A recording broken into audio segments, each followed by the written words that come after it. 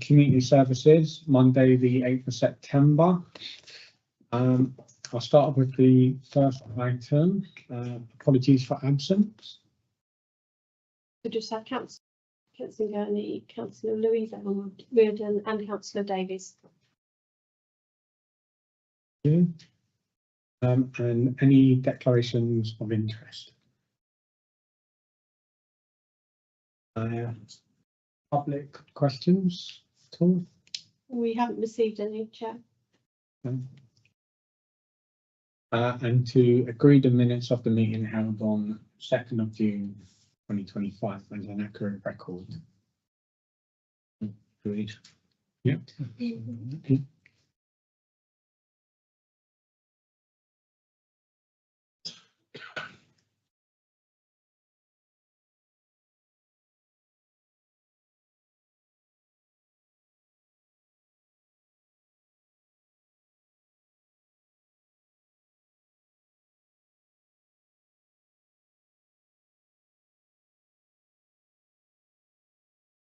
And the first centre services.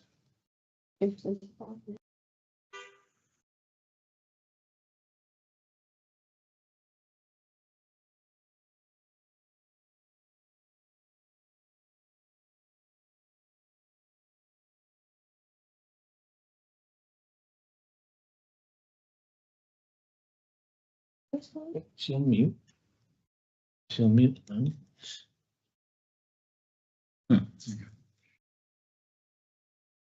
Sorry, it went off for a little bit, so I wasn't sure you was asking for me, but then I heard you say about mute, so that was me. Hello, good evening. Yes, so just some updates for Town Centre. As 1.1, the twilight bookings are now open. At the moment, we're about 25 on each day. I hope to see that doubled by the time we get to December, as we were last year. So they're going well. The 13th of September, we've got around about 27, 28 now come in. And the one after, which is the United Charities Day, we have 26 booked in. 9 of them are charities. I'm really hoping that we try and get a few more charities, hopefully with member support, that we can try and engage and try and get some of the charities that they're involved with to join us on that day. 10 would be lovely, 15 would be fantastic. The October bookings, we've got 3 markets in October, and again they're roughly in the 20s. The Halloween one looks really positive, which is about 25 at the moment. So again, we've still got time to increase them numbers. Ashton Square toilets, not really much of an update on point 2. We're still waiting to be judged for our Loo of the Year. I think we've got about another 2 more weeks yet. So I'm just speaking to the Rangers each week just to keep that momentum going, keep the toilets extra tidy and clean, and just make sure that everything's working. So hopefully in the next 2 weeks we should be judged. And then it's normally around the middle of October that we tend to get our award, and so we know then. Town centre events that have taken place. Dino Day went well. That was the first time that we'd had the 2-tier centres, the one in the quadrant and again over at Middle Row. I found during the day that most people were coming over to do both. The egg trail definitely worked. It brought people from one side to the other. They weren't so interested on the dinosaurs on our side, but more maybe on face painting and doing the golf. So if we do that again next year, it may be that we concentrate the dinosaurs in the quadrant, but maybe offer some more free activities onto the Middle Row side. But so that's something to look at. And I will speak to Diane, I think next week, and we'll discuss how Dino Day went. My favourite event, Ashton Square Day. So that was the first time that we did a 2-day event for that one. We did the Friday evening with Street Food Heroes. That was a really positive event. The weather was great. We had lots of people stay for the whole evening. It was a very zooped up street food event. There was people just sitting in the square all evening enjoying all the entertainment. So that was a positive day. The following day was a little bit colder, but by the afternoon people were coming out. So the stage was fantastic. Lots of people coming to support the bands. In fact, it was so good on being published on Facebook and things like that. Lots of people coming up to me during that day asking if they could join them on stage. It was fully booked at that point, but then I did book them in for Twilight. So actually I've booked the whole stage out for the whole 3 Twilight days with people coming up to me during that Ashton Square event. So that's really great. It means we're all full for Twilight as well now. Going down 3 point. I think we've mentioned that. Heritage Open Day and United Charity Day. So Heritage Open Day is this weekend. Lots of promotion on that. We Middle Row Markets is working alongside Priory Church and the Sea Cadets, and of course we'll be opening Grove House. Banners have gone out, leaflets have gone out, and we've really pushed that one. So hopefully this weekend the town centre will be very busy. It's also on the Heritage Open Day website. So fingers crossed, weather holds, and we have a fantastic day next Saturday. And I know lots of officers have been involved in that. So thank you to everyone who's taken part in that, really pushed that one. I'm going to go down to number 4, which is our vacancy rates. Pretty average. We're staying around about the same, 12%, 11%. It sort of also helps look at something that Central Beds have just announced that they are going to go to consultation, which opened on the 1st of September. High street rental auctions, which myself and Becky have been looking at over the last year or so. In fact, in the beginning of the year, when we was trying to understand what high street rental auctions might do for the town, because of our vacancy rate, it meant that there was potential that we would be able to do that. So we did look at the boundaries for the town centre, because it's mainly trying to concentrate on actually the high street and those businesses that have been vacant for a while, but maybe doesn't need like a huge amount of money spent on it, that could be easily put through for the high street auction.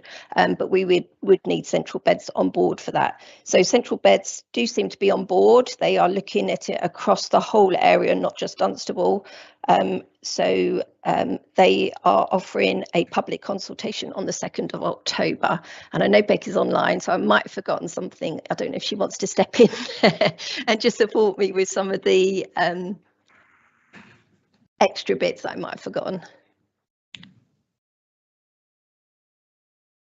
Possibly. Sorry. No. I was just going to want to say, no, I haven't anything. Annette has covered the high street rental auctions correctly. Members, it's important to be part of that consultation that takes through. I think it's the 22nd of November it ends. I know there'll also be a presentation at the joint committee, but my suggestion is that we're happy to take any questions now on that topic, as well as anything else in Annette's report, but that we revisit the actual area for the town centre at our next committee meeting at the beginning of November, and put forward any formal comments on behalf of the town council to Central Bedfordshire Council at that meeting, but happy to answer any queries that members may have. Thank you.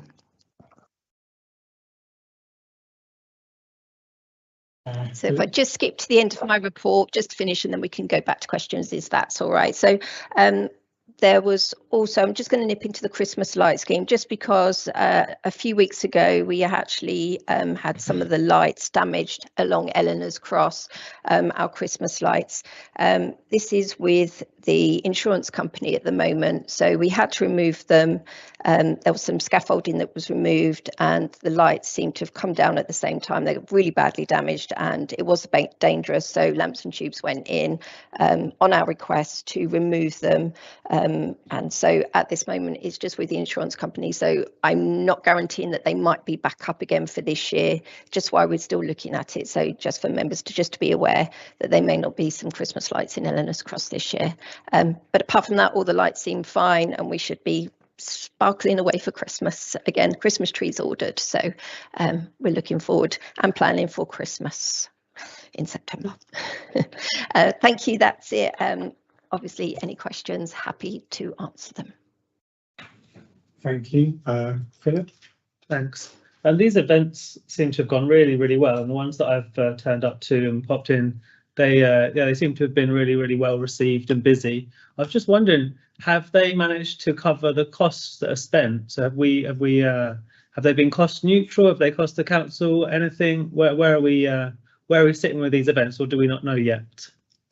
I definitely do not make that in-store fees for what we spend in events. We've always seen the markets as very community-based, trying to get new traders in. We try to keep that cost as low as possible. Our young traders have really flourished with Middle Row markets. So all the events that we put in is to really try and engage that area. As we know, that area has really suffered since Wilkinson has gone. So it's trying to support all the shops that are there, bring people into an area that is quite deprived at the moment. So we don't actually make back what I spend in that area, but that's been the case for actually many, many years. And I just hope it sort of engages people and makes people think about coming to that area, maybe using the restaurants at a later date or popping back and seeing some of the traders down Middle Row. And they all say how much better they do when Middle Row Markets is there. And having them events obviously makes people come to the area rather than just there at a market at the same time. Thank you. Any more questions? Peter? Thank you. Going back to 3.1, there's a lot of positive comments there, but it's the last sentence that concerns me a little bit. Sadly, despite efforts, Business International Square did not actively get involved, and then there were a few suggestions that were made how they could be involved. Have they made any suggestions as to how they might be involved in the future? Because I'm thinking of the twilight market when it would be beyond the normal day, and I'm wondering if they might be a little bit more involved at that time. Or is there anything else we can suggest that to try and get them involved? Because it is an opportunity for them, I would have thought. Yeah, I think that was mainly for Ashton Square Day. I really wanted them to get involved in that one, and they didn't stay open later on that Friday. They felt that there was not going to be enough footfall for them. Find for Torchlight, they do tend to stay open. That's something they've got used to. I have gone down there this week and have spoken to 4 shops along there about joining us for Twilight and have an actual store just outside their shop. And 2 so far have taken me up. So it's just something I keep plugging at and keep trying to get them to do, even if they're not opening their shop, that maybe they have a presence in a store outside during them twilight hours, during twilight, because obviously it's during the evening. I shall just keep plugging at them. Thank you. Thank you, Chair. I have a couple of questions. One is actually about the agenda. I just wanted to let people know that I can't read the agenda items online. So the actual, anything that is a PDF under the agenda items, and for instance, this report, I was unable to read online, which I think means that members of the public were unable to read them online. When you click on it, it sends you to Microsoft Authentication. You have to log in on Microsoft. So that's something that you guys might be interested in knowing, that you can't read the reports. And also about Christmas lighting, I asked a good few years ago, but it was not within the like availability. But could we look at in the future extending the Christmas lighting, because to other parts of the town, because I know people in Dunstable North get a bit grumpy because it, like, the Christmas lights get so far and then they stop. It would be nice if the whole town had a feeling of those Christmas lights instead of just town centre. I understand that's a budgetary thing that we'd have to pay for more lights, but is that something that could be looked at, please? Guys, it'd be up to you, I guess, because you're the committee. We can look into that. I'm sure that Annette can get some costings. I think Becky's going to speak. Can I jump in? Sorry, that's why I put my hand up. So so sorry if you couldn't see it. So yeah, this is actually the right time for members. We're coming through to going back out to tender. Obviously, when we're mid-tender, it's not possible to do that so easily. It's really now for members as part of the budget setting process in November to advise us whether or not you would be happy with an increase in budget. But what we could do is we could, as part of the tender process, portion out a smaller area. So we keep to the town centre area in the tender paperwork, but then also have an additional area that they then cost out. So if there is a specific area that you would like us to include as part of that tender process, now would be the time to share that with us, so we can then ensure that the tender paperwork has enough information, not just on what we currently do, but where we would like to see it expanded and get a separate price. And then obviously we can then come with a price, and then you can determine whether or not you want it to just remain as we currently deliver, or whether or not you feel that you're able to budget accordingly for any expanse on the Christmas lighting. So I guess it's for members, would be really useful now to understand where / which streets would you wish for the Christmas lighting scheme to be extended to? Great. Thank you, Chair. I think it's an interesting idea. We've definitely got a few shopping parades all around the town. There's one in West, there's one in East, there's one in North, one in South that might be good places as small contained places to trial it for a year, but to find out what the costs are would be really helpful. That would be my suggestion. Would it not be a good idea before, as we are considering this, to see if the shops want to get involved themselves and decorate their own shops with lights and things like that, and we can kind of add to that if it's felt necessary, rather than us do all of the money and just keep adding things to budgets and adding and adding and adding. I'm asking everybody around to, not just specifically Becky. That's a good idea. That's a good idea. Encourage the shops to do more decoration. Only problem you might have is if, some shops say no and some say yes, and how do you, next door says yes and they're right in the middle of something, you might have problems with continuity. But it's definitely a feasible suggestion. Yeah, good idea. I quickly go to Paul and then Peter. Thank you, Chair. Just really to note, given what Becky said, that we'll put options on the agenda for discussion at the next meeting, so that'll give you time to work out what the options are. We can't, no. So as in, we're going to tender at the end of September, like now. So I need to know from members if there are particular areas you would like us to then have as additions, as add-ons. And so when it goes to the tender process, we can give you what it costs to continue as is, and then we can also say for X streets that you've asked for, it'll be an additional cost for the next 4 years of this amount, and do you want to budget for that or not? So I actually this evening need to know a yes or no to extending it, not for definite, but as in to go out to tender and see what the prices are, and then if so, what streets you want us to include in that. So I guess the suggestion so far put forward is, do we concentrate on like the Catherine Drive, Mayfield Road, kind of the shop areas, or not? Or is there High Street North further along where we know we've got some retail units? Do we want to focus there?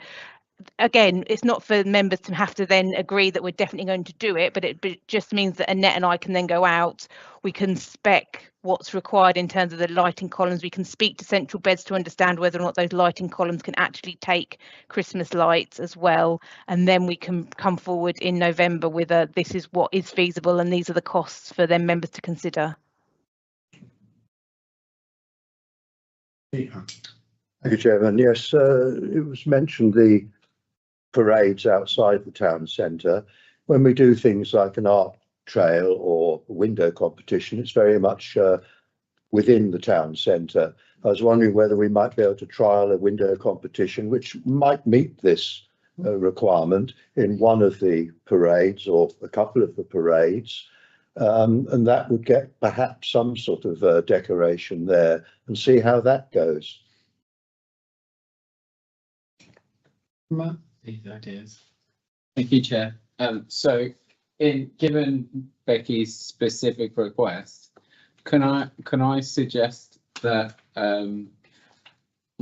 we ask Becky to ask for extra information for the areas as Greg has put, so the other high street areas in the town, I'd also say Dunstable North, like parade of shops, like Westfield Road, as I'm here to represent Dunstable North, but also if it's possible, like I don't know how much this costs. Is there a cost involved in adding more to this tender specification? There's no cost. Mayfield Road was the one. So one being the shops, Mayfield Road, Catherine Drive and Westfield Road, but also say if you've got this like all four roads, like of the crossroads, just extending that out by an extra however much like you guys would think, so that just so that the main roads that we're on, like we extend that, let's say if it's a bubble, 100 meters, like, we extend it for however much, like yeah, like 100 meters, or I don't actually know where the like cutoff is at the moment, but extending it for another. It's by Priory Draft Walk. I wonder if it'd be worth putting displays like as you come up to where Southwold Road is on the left opposite Hartwell. Do something there by the traffic lights, do something by the traffic lights near where you turn right to Houghton by Nationals, the High Street North. Yeah. Rather than just extend what's there a bit, just put Sure. something So like like that right out to this point. As you like come into maybe- the town. So like maybe an outer ring, Yeah. an outer ring that would be on the four roads. Rather going than just down. budge out what's already there by. Yeah, just to bring the outer, like the outer echelons of the town into the Yeah. Christmassy feel. Yeah, that would be good if that makes sense. That does. I think Annette and myself have got a steer as to what you'd asked for. We will go away and see what is feasible, liaise with highways officers, and we'll see what we're able to come back with through the tender process. And have you got any need for clarification?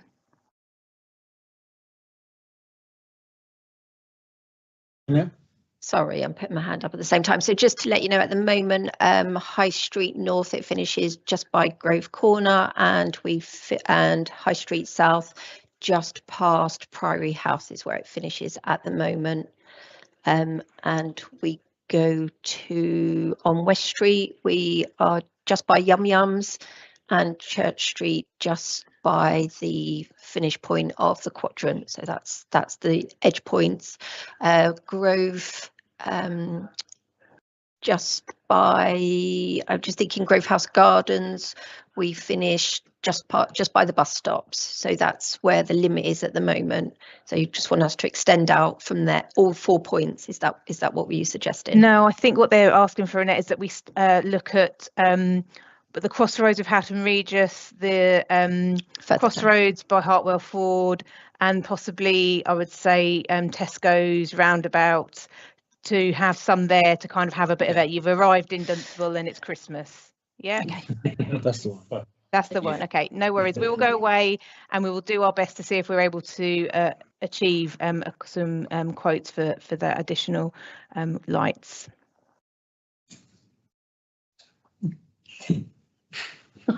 All right, thank you. Are there any more questions? No, we'll move on to the next agenda item, 17725, events, presented by Lisa. Thank you, Chair. So members are asked for their views tonight on the Christmas carols and torchlight procession detailed in 3.2, the Soapbox Derby event, and members are asked to agree for the free use of Grove Theatre for the Town Council staff away day in October. So going to 2.2 past events, Dunstable Classic Motor Rally. So the event was very well received with an estimated attendance of over 5,000 across the day. It was the busiest motor rally we've had in years. A total of 150 vehicles attended out of the 200 that had applied, although the park was still at capacity and was very full. Dunstable Live took place in June. Again, the largest number that Dunstable Live had with an estimated 6,000 across the day, and was very well received on the SurveyMonkey and feedback that we had. Also, this event we had the first time was the disabled viewing platform that was available because of the sponsorship from Penrose Estate Agents, and this was used all through the day by many people, so that was really well received, and I'm glad that was used, and that's something that we want to continue. Priory Pictures took place in July. So the event was attended by about 450 people. The weather was pretty bad that day, very cold weather, on and off rain throughout the day. But the people who did attend really enjoyed it, really appreciated the Back to the Future theme, and the positive feedback was really, really good for it. So that was worth doing. Party in the Park. So started off the day with amber weather warnings for thunderstorm, rain, really quite poor in the morning, but once the sun came out the people did as well, and we had around 4,000 people across the day. Again, was very well supported. We had the disabled ramp, which was heavily used as well throughout the day, and we also had for the first time sensory bags that were available for parents to hire as well, and that was all really positive. Soapbox Derby took place. So this was the first ever Soapbox Derby that we've ever done, and an estimated 2,500 people throughout the day attended. Of the 7 teams that applied to take part, 6 completed. Unfortunately, one of the junior teams were unable to participate after failing scrutineering due to inadequate braking system. The 6 that took part, feedback was fantastic, really enjoyed it, amazing atmosphere, and everyone seemed to have a good time. And then we had the 2 films after the soapbox as well, and we had about 500 to 600 people per film after the event as well to watch, so it was really well-rounded attendance. The Sunday band concerts, they've been held over the summer with 2 performances scheduled each day. Some of the Sundays had some really extreme weather, which meant that some shortened their performances and did affect numbers, as there is limited shade and audiences, particularly of the older generation, and they did struggle in the heat, so it did affect some of the numbers, but those that came did really enjoy it. It's still a very supported event from the people that do come. So Priory Proms in the Park is this Saturday. We're added a film on this year, so we've got the Wicked sing-along. Priory House has done VIP tables, and 8 of those have sold as well. And we've got the town band performing, and along with the Memphis Bells are performing before the BBC Proms is broadcast, and then ending in a firework finale. So that's really exciting, and it's always a well-supported event as well. Christmas Carols and Torchlight. So a letter is going out very shortly to all the schools, inviting them to attend, and the road closure has already been submitted. Following on from last year's event, members did request officers to explore the option of hiring a professional compere to host the event. We do believe this is achievable within the budget available, and it would make the event fall in line with our other events where we do have professional compares on stage. The compare would still mean that there is a mayor's speech, there will still be a blessing from the mayor's chaplain, and the panto stars would be invited as usual, and members' views are requested for this. Do that afterwards or now? Afterwards, yeah. Planning and Development 2026, so Soapbox Derby. Feedback from the general public and businesses and community groups has the expression of interest shot up after the event took place. You can see some quotes that we had from the SurveyMonkey, and we know that there's already community groups talking about building carts. We've had inquiries already, email us, ring us, are you doing it? So we know that the support's there. It was always an event that we knew people had to see to understand how it was going to format, what it looked like. So we do think that it is viable to continue with the feedback that we've got. It added a new event, something completely different, attracted different people. So overall, we were really pleased with it. And members are asked for their opinions on this. Budgets, the budget for it is part of the 4-year budget adapted in February. However, budgets are still yet to be approved as part of the budget setting process for future committees. But then members' views are requested as officer commencement 2026 event planning before the 26-27 budget is finalised. Free use of Grove Theatre. So there is still one available free use of Grove Theatre. It's proposed that the Town Council uses this for the staff away day in October. There's no other requests that have come in. There was a possibility that Colin Dunstable, which is the UK SPF cultural programme, could request another showcase event. However, this time we don't think that'll be coming through this year, but it might be a possibility for April 2026. That's it. I'll take any questions. Hi again. Super. I didn't unfortunately make the soapbox derby, but it sounded like it went really, really well. Globally, nationally, across the world, we've got Red Bull that sponsors soapbox derbies. Is there any chance that we can make a keen effort to get a local sponsor for the next soapbox derby? Because it's such a popular kind of thing. It gets on TV, but maybe not at the size that we did, but I'm sure there's got to be a local sponsor out there. I mean, Iron Brew's just, the AG Bar's just in Milton Keynes down the road. I don't think they have a soapbox derby in Milton Keynes. It might be a good way to bring the costs down in our event, but maybe give us an opportunity to do more with another event, maybe give us an opportunity to spend some of that money on the Christmas lights that some of our members are looking for. All sorts of things we could do if we could get that event a little bit of sponsorship. We did try this year to get a sponsor. I think it was very hard to try and get a sponsor for an event that is in year one. We had no marketing, we had no photos, we had no hype, we had no attendance figures. So definitely, if this event was to go in the pro, we would go much harder on sponsorship. We did get one local sponsor and she got a lot out of it, and she said she'd definitely sponsor it again. And I think, you know, we did offer different levels of packages of sponsorship as well to make it more affordable for local businesses. So we will do that approach again. But now we've got a real package, we've got photos, we've got video. I think it will definitely be able to attract sponsors for next year. Absolutely brilliant. That sounds great. Peter? Thank you. Professional compare for the torchlight procession and so on. I thought that was the privilege of the chairman of community services. Anyway, that was my thought. So I don't know if you want to do it, but that was what's happened in the past, and certainly happened when I was chairman. I was a little bit amused at 1.2 about the free use of Grove Theatre. I thought the free use of Grove Theatre was the auditorium and the stage and so on, because we've often talked about the lighting and how it isn't actually free, totally free at the end of the day. And I've got visions of maybe our colleagues, staff, sort of doing some sort of performance. Are we going to be invited to it? Or, because I'd have thought that if it's an away day, one of the side rooms would be used and not the actual theatre itself, in which case we'd not be having to debate whether or not to give a free use of Grove Theatre. But I'll be amused to hear the answer to this. I'm going to get my tap dancing shoes on for you, Peter, there, and do a little bit of jazz hands. Excellent.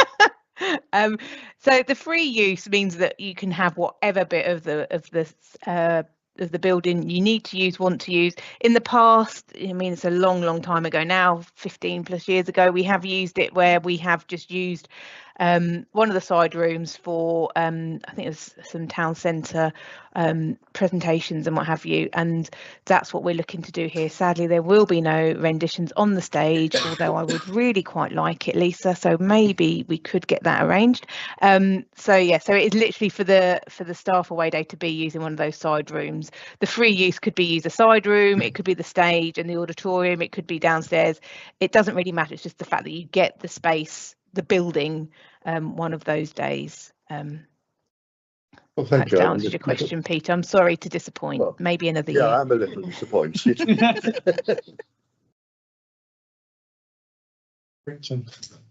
Yeah, well, first of all, I'd just like to say, having attended the event, Soapbox Derby, what brilliant fun it was. So it was absolutely fantastic success.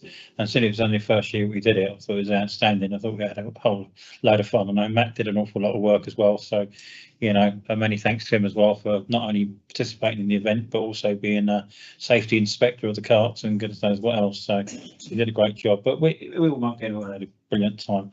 You know, Sally and myself both did the presenting, didn't we? And we just thought it's brilliant, absolutely brilliant. So given the amount of feedback that I've heard and from the crowds and things like that, I don't think you'll have any problems at all on the back of the euphoria from it, that you'll have sponsorship and everything else from next year. And I think you'll see an awful lot of, I think we'll be turning people away for entrance, I think. So now's probably the time to, you know, build on that momentum and see if you can get the support. And, you know, I like the idea of Councillor Corley's just suggested about getting that sponsorship, but while it's still fresh in people's mind, it may be a good idea to get out there and get that sponsorship, you know, confirmed for next year as soon as we possibly can, build on the wave of momentum that we've currently got. But a brilliant event, and thanks to the whole team. It's superb. Yeah. Fun. Just want to echo what Richard said. It was voted one of the best event of the year on the day. Most people approached us and told us it was one of the best events. So well done.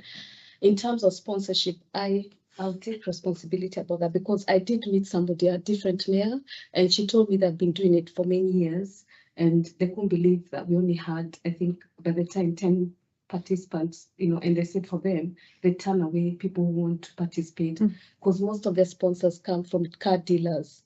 So car dealers are the ones who sponsor such an event in terms of, you look at people who are selling cars and them, so they'll be putting they'll support, you know, from the scratch, but again, say they're car dealers of this company. So I will make sure to try and follow up with that and give you feedback on that here. Thank you.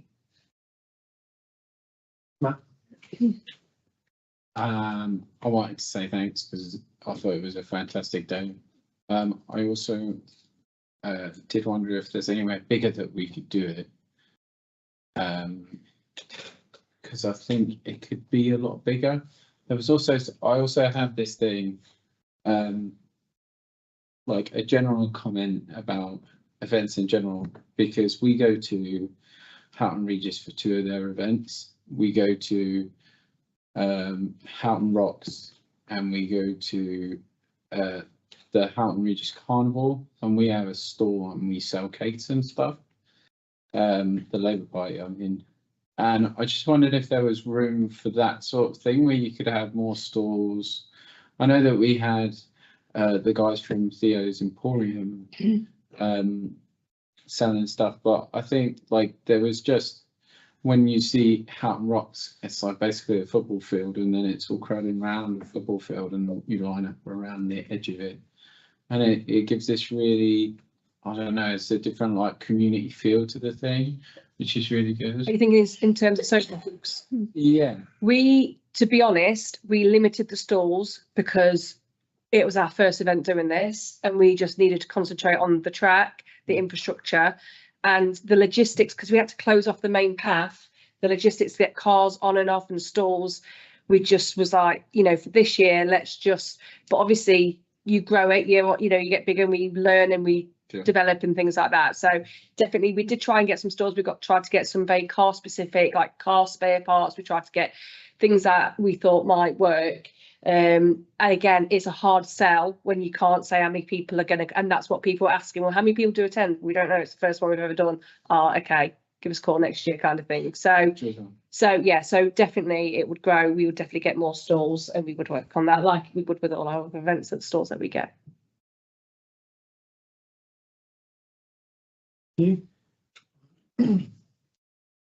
So if I'm correct in saying we still need to prove the free use of the Grove Theatre for the town council uses for staff away days in October.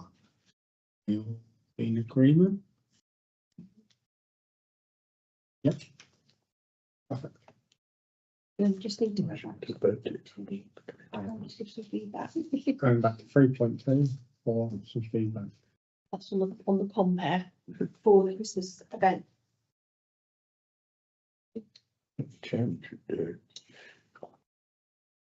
So we could just, so what we need to ask for members is that for a steer on whether you are in support of us exploring the option for a compare for the Christmas for this year.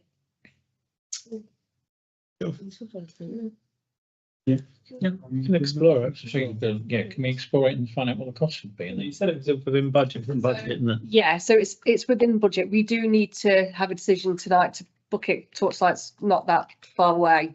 As Councillor Hollick pointed out, it has traditionally been the chairman who's compared it, and it's varied on whether they want to do it over the years. Some have done it, some haven't. And it was just a suggestion. Members was like, can we bring this into more professional sort of comparing? So it's within budget. It wouldn't cost any more. I would be happy to see if the chairman wants to do it or not. If he does want to do it, then there's no point. If he doesn't, then we don't have much of a choice, I guess, do we? Not like putting it all on you, but No pressure. realistically, that's the answer, isn't it? You get a script. I think it was trying to align it with the professionalism of all our events and trying to sort of have it run as smooth as all the others, because it's the only one that we don't have the compare for.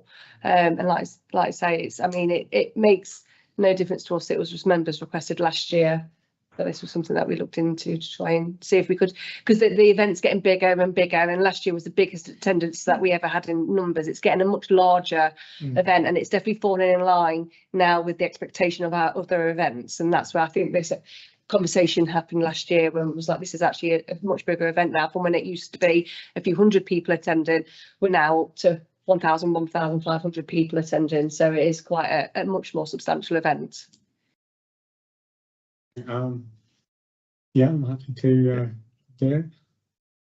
Can I just add to that, Chair? Yeah, just following Lisa's point, wasn't just a recommendation for this year, and it's not at all a comment on Chair's abilities, but actually having someone professional to host an event and give it that professional feel definitely gives it a different emphasis. And so we're not proposing. We're still proposing having the mayor there all the time, so we're not reducing that kind of member input, but it would just make it a more professional and consistent with the rest of our events if we had a professional compare. I'm happy to support professional compare. Sounds like it's a sensible thing to do to bring it in line with the other events. That's my view. I just ask, we still keep the mayor's page and we keep because we kept the Each the chaplains, yeah. So it's still be the same. It's just that the compare would be running it on stage and introducing the mayor and everything like that. And yeah.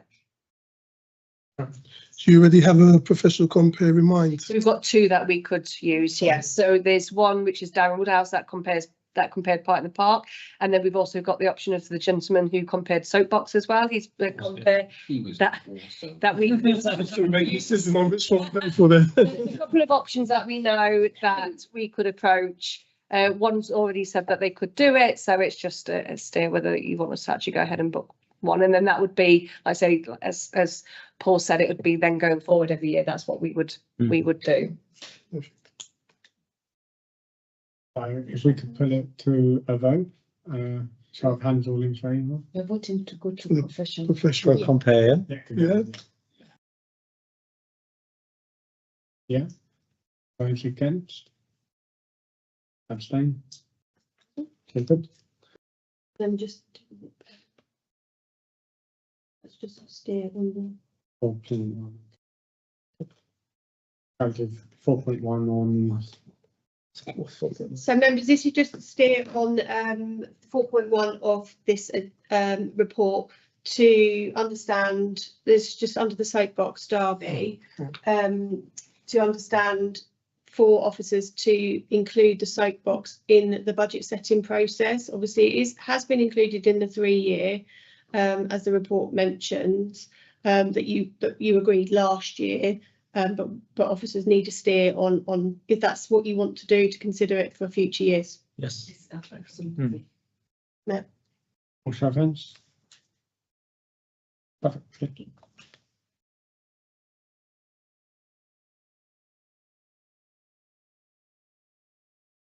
Item 17825, Priory House, being presented by Lisa. Thank you, Chair. Just an information report. So just give you an update on the gift shop. So the roof and the guttering is now complete and some of the scaffolding has been removed. It is anticipated that the shop will reopen towards the mid to end of October. Currently at the moment is internal decoration. There's going to be a bit of a reconfiguration of the desk area. We're actually installing a sink. The installation of a sink will mean that we could now serve some food from the gift shop. So we could bring a panini machine down, a toaster, so we could do tea cakes and crumpets and some paninis, which our customers desperately still want a service from Priory House. So we're adding that at the moment, which is why there's been a little bit of a delay in opening, but I think it's really going to make our customers happy having this. And yes, that's opening at the end of October. Officers are attending an autumn trade show, some fine new stockists, and that's in line with when the shop reopens to have some new traders in and some new stock and trying to find the next trend and the next big thing that people want to buy. Moving on to point 2, the Priory House refurbishment. So Creative Colour have the contract for the exhibition, held an initial workshop. There were people from Town Guides, Historical Dunstable and District History Society and Friends of Priory House and Gardens. The workshop was there to identify stories and themes that they felt like needed to be included in the exhibition, and made sure that no stories were lost and that their hard work over the years of doing all the research is still going to be used. We had some really positive conversations, and it was something that was taken away and is being used, and there's going to be more workshops taking place as well over the coming months, so that we can really make sure that the exhibition delivers what Dunstable was about in the history. The listed building consent for the structural second floor repairs and the finishes have been achieved, and this enables them for the critical path to resume, so that's really positive as well. Moving on to 3.1. So the shop at Grove House here has still been consistently selling French paint, honey, local books and tea. So it's been nice that some of our customers are still coming to buy those items from us, and it's kept that customer base. The main source of income has been from the stalls, selling Tea Time Tales tickets, and from the pop-up shop. Thank you very much. Thank you. Any questions on that? Peter? Well, just a comment really. I'm pleased to see that the shop will be open very soon before Christmas. I'm a bit concerned about the poster outside, which is getting a bit faded, and being the poster boy on the outside, I'm just wondering if we're going to upgrade that, since we seem to be in for another few months, shall we say. Do you mean looking a bit faded? Do you mean the banner on the Harris fencing? Yeah, yes. To say to people that were at Grove House? It's the banner outside on that fencing outside the shop. Yeah, well obviously we we're going to be opening, in 4 to 6 weeks, so we wouldn't be replacing that. So I think that was obviously it was the house itself, though, the renovation as a whole, rather than just the shop. Not sure. Oh, okay. I think I know which one you're on about, Peter. It's funded by the works, by the High Street Heritage Action Zone, so we don't have any budget plan to replace any of that. So yes, you're right, it should never have been up this long, but we unfortunately have faced a position that it will be there for some time.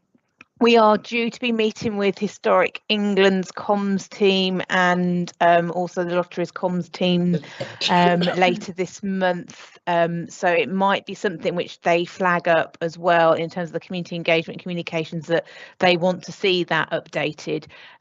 So I can't say for definite, but I can certainly have some conversations there as to what they want us to do with that. They might want us to keep it as it is, or they might choose for it to change, and therefore we need to find some budget somewhere to do that. I just wanted to look my best.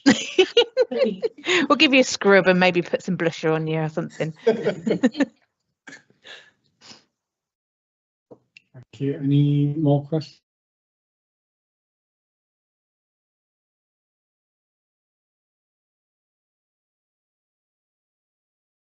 Legal services. Lovely, thank you, Chair.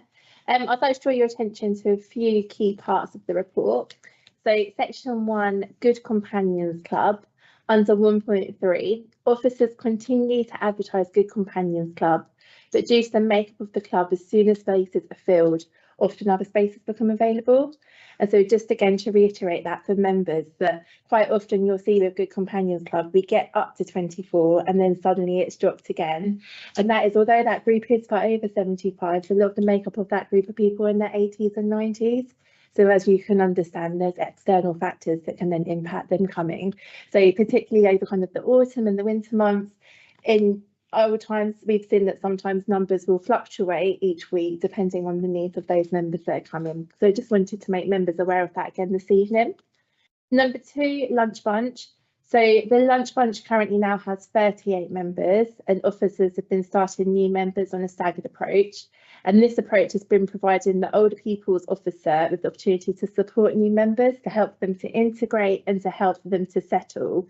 And also to support existing members, as some of the existing members were struggling with some of that change, having moved from Creasy Park to a new setting and new people coming. So that staggered approach has been supporting all members that are attending that group. The Lunch Bunch does still have a waiting list of 23 people. And officers have spoken to Prior Review to see if it would be feasible for Prior Review to set up a group on an alternative day and for Prior Review to facilitate the group. However, there doesn't seem to be capacity for the team at Prior Review to be able to do this. And therefore, officers have continued to promote older people's services to those who are on the waiting list and to provide other provision that they could attend that Dunstable Town Council provides. So we are going through that waiting list, but it's kind of a staggered approach, and that's working best for all members that attend. Section 3, the Over 55 Breakfast Club. So the Over 55s Breakfast Club continues to be really popular for those that attend. There's currently only one space now left available for this group. The group enjoy having a light breakfast together, followed by either an in-house activity or outside organisation. Officers continue to get feedback from those that attend the group to make sure that they're meeting the needs of the group. And the hope is that we will work with volunteers eventually and kind of hand over that group to volunteers, and we will support them in that. That's going to take a process. That's not going to be an overnight thing, but that's kind of our vision and aim for that particular group so that it becomes community led. Big Lunch. So Big Lunch was really successful. Under 4.3, officers are going to continue to seek out funding opportunities to grow and expand Big Lunch. But without sponsorship or external funding, we're not going to be able to expand that. So we have in previous years approached various organisations for sponsorship and at this stage haven't been successful in obtaining anything.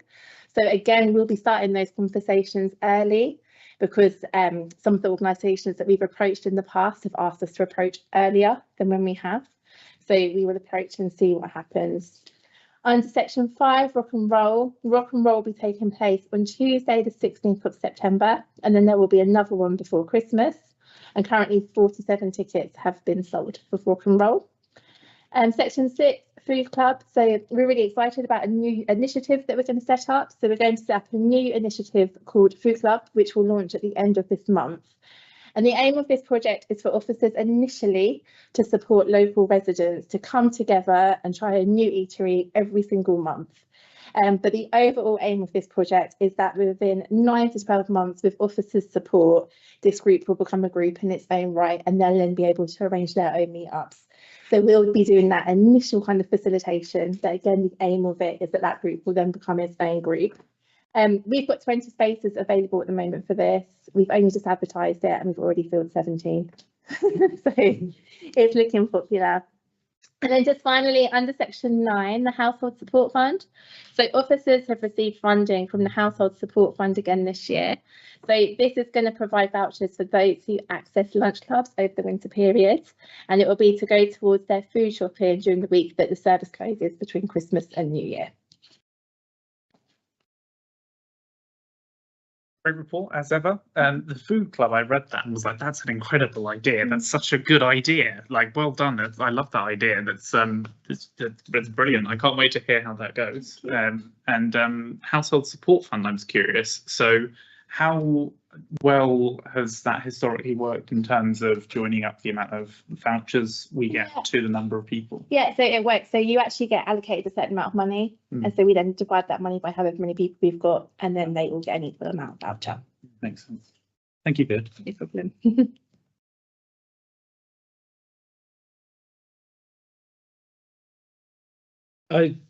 This is my first time on this committee, so I'm seeing a lot of this I've seen it in I've read through it before. The first time I'm hearing it directly. This is all great stuff. People from members around the table and other officers will know that I'm always very keen on cutting costs, and you'll hear me saying this through this budget setting process quite a lot. Where can we save money? Is that being spent? This stuff is great stuff, and I'm not going to look to affect. I think this is money well spent looking after these groups. So I think this is well worth what we're doing. Thank you. Thank you for that.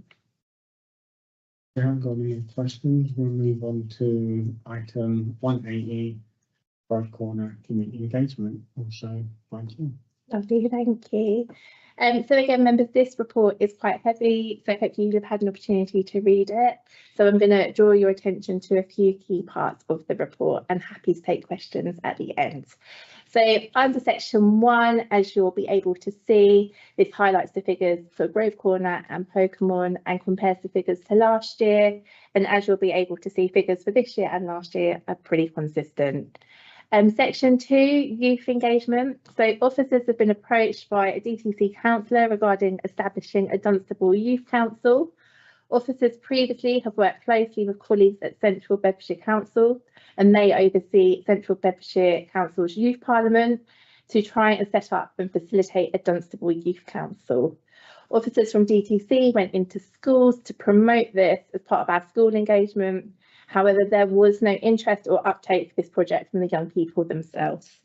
In addition to the lack of interest at present from young people, if in the future this was to change, members would then need to decide what night or session of the week of Grove Corner to cancel. Whilst the Youth Council could be facilitated in Grove House rather than Grove Corner, staffing's at capacity, particularly because it would be the level 6 qualified youth worker that would need to lead on such an initiative. It should be recognised, however, though, that our detached team do go out and they run small focus groups for young people. And this allows young people to come and to bring their thoughts and their opinions and their ideas forward. And this then ensures always that our youth work is young people led. So although it's not done as a youth council, we have got focus groups that are running. Section 2.2. The feedback from young people at present has been to keep sessions running from the centre at the same time. However, young people asked for a change in the detached sessions that run from the leisure centre. And so therefore, detached youth work is going to run million hours engagement on Monday, Tuesday and Wednesdays.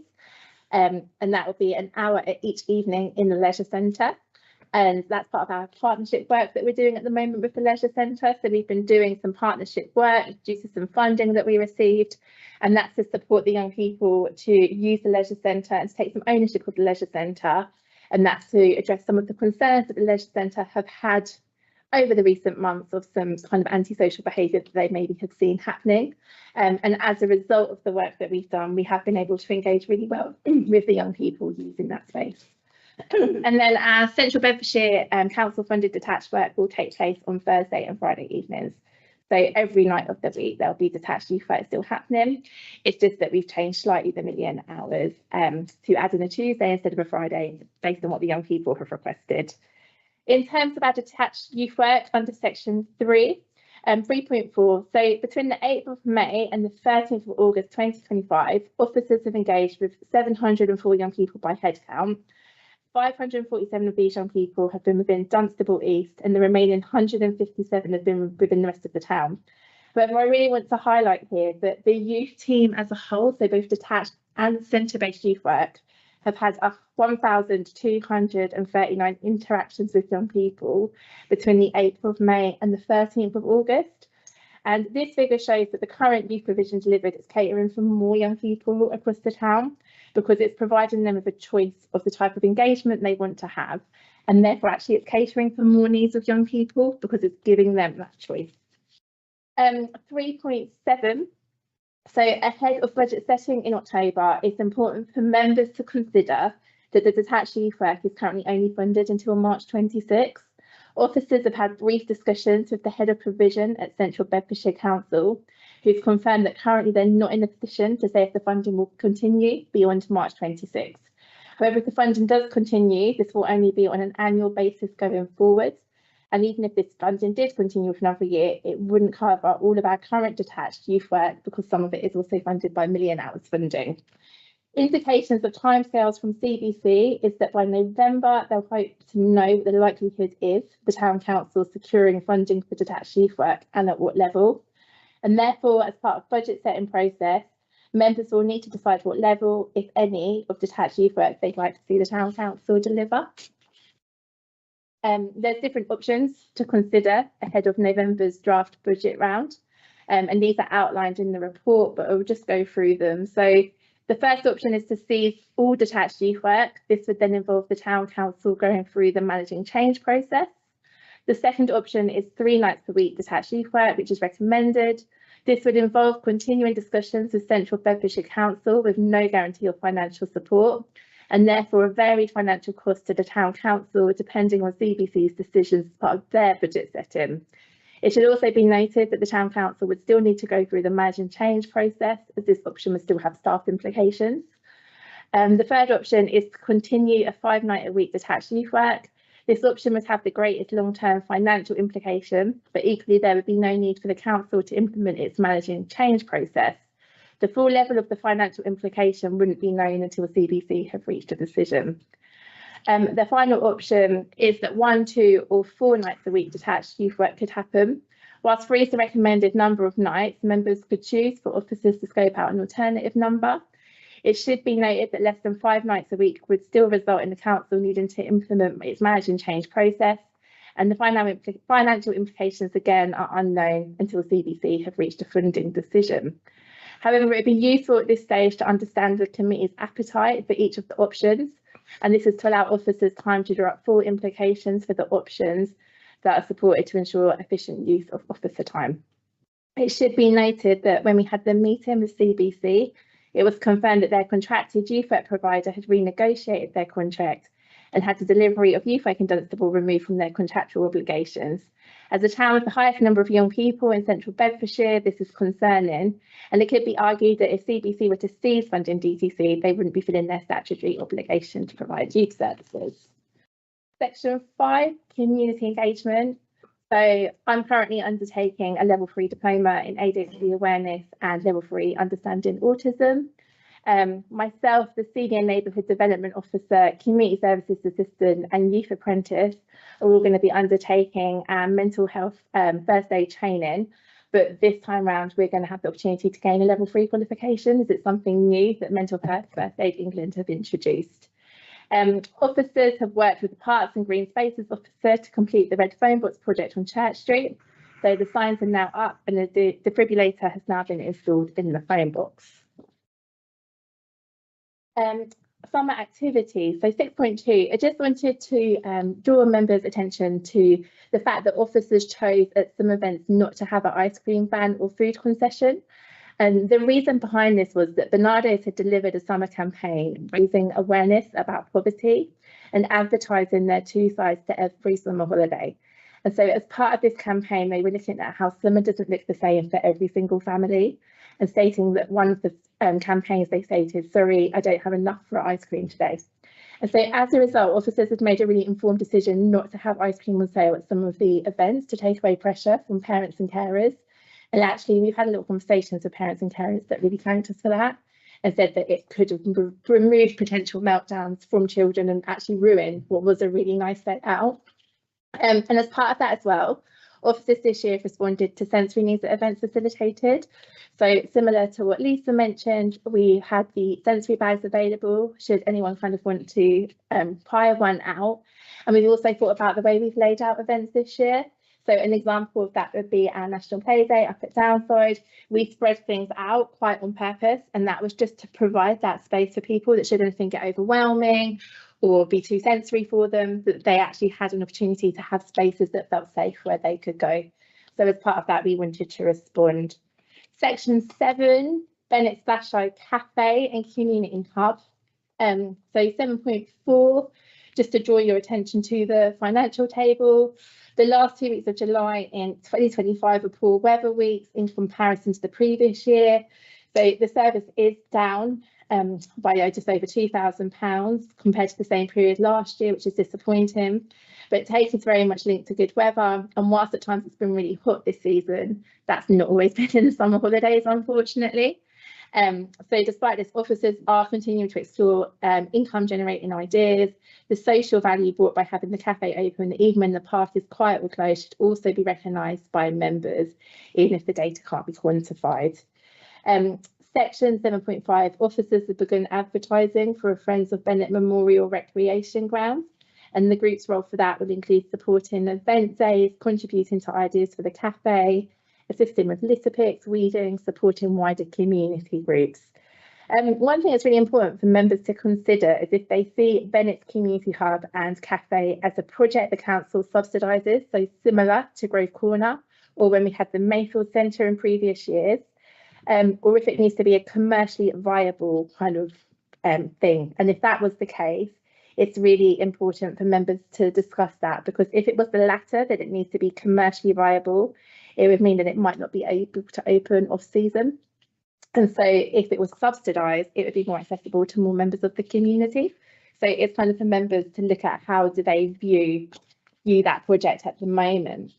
7.8, officers have been consulting with users of the cafe to plan for September to December, and you'll be able to see in the report some of the plans that they've got. 7.10, ahead of budget setting in November, again, it's important for members to note that the budget for the Splash Cafe being open on a permanent basis has been included in the full-year budget forecast, which was agreed last year. During budget setting, members will need to decide and agree to the plans going forward for the Splashside Cafe and Community Hub. Members will need to approve and agree to the budget for this. Therefore, members are encouraged to think about options to consider ahead of the committee meeting in November, and provide details to officers well in advance for them to fully cost out and scope appropriately. If the hub was to remain open during the off-season, it is recommended that not only is the position of hub manager made permanent, but there is a consideration to be given to creating a 16-hour-a-week post, and officers seek direction from members of the committee to enable scope, full costings and wider implications ahead of budget setting. And then finally, just the community lottery. This month, there's going to be another push for good causes and for players. The marketing and communications officer is liaising with contacts of other lotteries and BBC Three Counties in an attempt to get some radio coverage for National Charities Day on Friday, the 5th of September. Thanks. Any questions? Loads. Thanks. I'm going to have to scroll back through your stuff in a second, but we're going to start with a couple. Right. So the hub at the Splash, that's the one you're on about, right? Keeping that open through the winter. Mm-hmm. So by this stage, have we got? I thought we were meant to have a year's worth of kind of figures to allow us to evaluate whether or not it's worth opening for another year. Do we have that yet?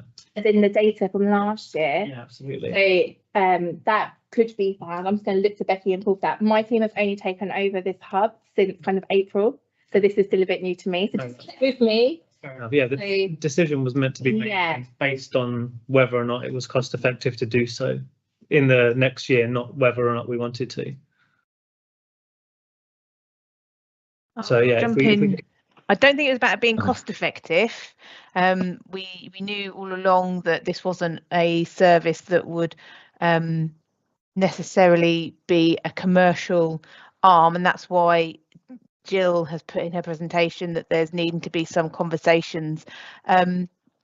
We can certainly pull together the data that the take from the last 12 months to assist with helping to formulate that decision, but it's worth noting that this is a subsidised service and would not be commercial in the way in which you would say see us trying to deliver the tea rooms in Priory House, for example, due to numerous reasons in terms of its location and other businesses in that vicinity, the costs of staffing versus the kind of number of covers that site could take, etc. So it's really trying to get a steer from members to understand, is this a service that you would like to see continue? I'm going to look back to how we previously had like the Mayfield Centre,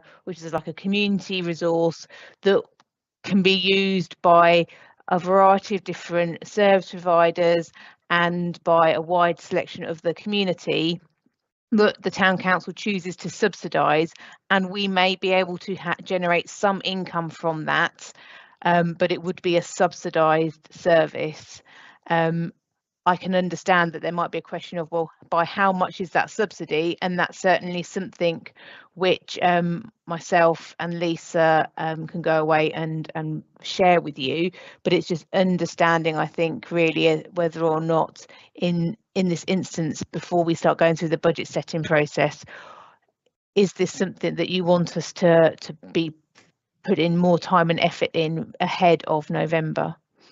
Well, before Paul jumps back in, if I can just validate what I'm saying. So we were, from what I remember, it was the management was discussed, and whether it was cost effective or whether it was valuable to the community. Do we have a kind of schedule of who's used how many customers have used it, how many bookings we've had to use that space for the last 12 months, to kind of go through that to see whether or not it is valuable, rather than us just kind of deciding on whether or not we think it's a good idea? So in terms of bookings, if you go back to the report under 7.1, that will break up from May to August now, the bookings at this current period. Yeah. And then in previous reports, there is some data that we've now started to collate for that. So that is data that we are collating. And then looking again at hires of the space as well. This is what we're talking about going through winter though, aren't we? Yeah, so this is looking at going forward. So at the moment, it will be open for this winter. This is the first winter that my team will have had it. So obviously we are learning within that how that will look. I can go back and try and collate some data from last year. There, I'm sure will be reports that have got that data in that we can go back and look at. I think it's difficult to decide on next winter unless we've had a winter. To decide on whether or not it's cost effective to run it for a second winter, or not cost effective, valuable enough for the community to run it for a second winter. I think as well it's worth noting that now it's come under community engagement. It will look different to last winter. So it wasn't under my team last year, and it's now come under my team because of the expertise of having community engagement officers. So this winter is going to look very different to last winter because you're going to have community engagement workers that are experienced on that. So we can compare data to last year, but this year is going to look very different because you've got a team that have got expertise knowledge now in that area. Yeah. So the senior development officer, he is working really closely with the manager at the cafe, and they're working together to steer to make it used heavily for the community. So things were in place last year, but a lot of probably trial and error. Whereas this year, there's going to be a bit more of a focus and a vision for how that will look. So there will be a lot of new activities and things that will probably get introduced over the next few months that weren't in place last year. So some examples of that would be that BRCC are doing a warm hub. They're going to be present kind of every other week there. We're looking at different activities that can engage members that possibly their children aren't at school, whether it be home education, whether it be preschoolers.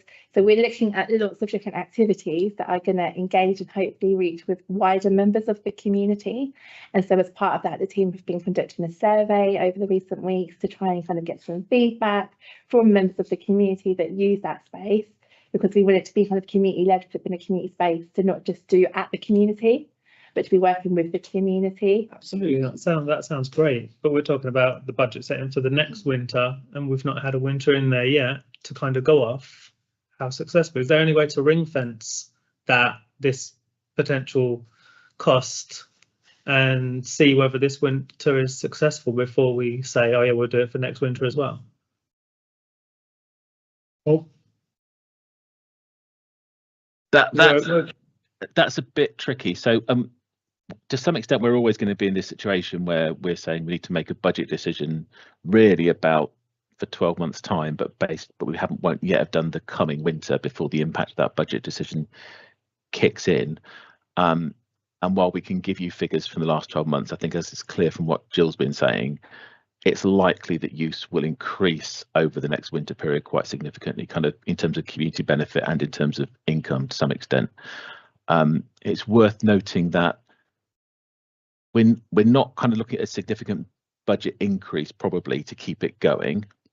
So because we have baked that into the 4-year budget, there might be some slight differences, but we also haven't yet reforecast income either. I think that one of the questions members are going to have to face is about the most cost-effective use of the asset. And what I mean by that is, if you've got an asset that we're paying some fixed cost for, is it better to have it open 12 months to get maximum community benefit out of it, or is it better to close it for over half the year and have that and lose all that community benefit? In terms of the question you just asked, and can we ring fence money? No, the problem is that we're currently trying to set, or we're going to be moving into setting a budget for 26-27. So however we look at it, that's the decision we're going to have to make, is the budget for 26-27. Now, I guess if we get, and also the thing the report alludes to is in terms of staffing, the current manager is on a 12-month contract. And it's not great to keep putting, and we've extended that contract so far. It's not great to set a 4-year budget, but then keep giving somebody a 12-month contract and a 12-month contract, which really breeds insecurity into the person in that role.